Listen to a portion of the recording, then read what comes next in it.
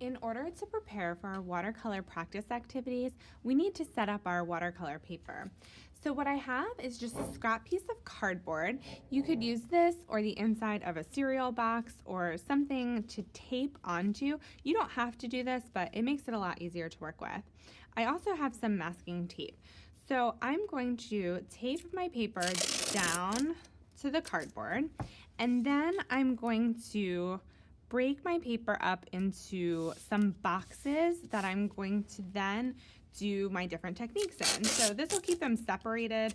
It makes it easier to work with, to control, so that way my watercolor paint isn't running from one technique to another. So I'm gonna go ahead and do all four sides first, and then I'll break it up into boxes. So we're gonna do 12 boxes on top and 5 boxes along the bottom. So you don't have to do this, but it is recommended because it makes it much easier to work with. So I'm going to section off a bottom chunk, and they do not have to be perfect by any means. And then I am going to break the top in half.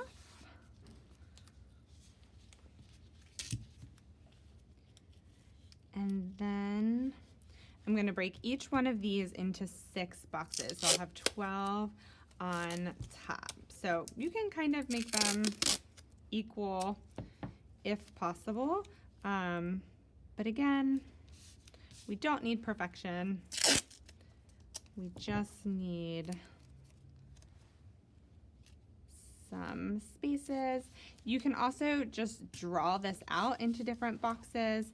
That's also totally fine. In the end, we want to make sure we have enough spaces designated for our practice. So we are gonna do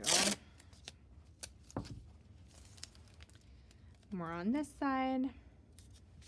I could also take my masking tape and actually kind of cut it in half so it's a little bit thinner, so I'm not using so much wasted space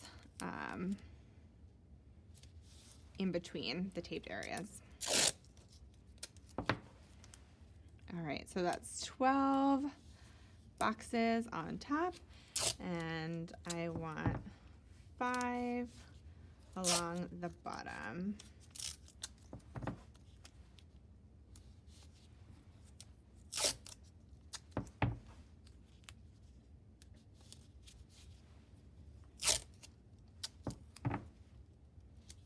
All right, there you have it. 12, 13, 14, 15, 16, 17 boxes ready to go for my watercolor practice activity.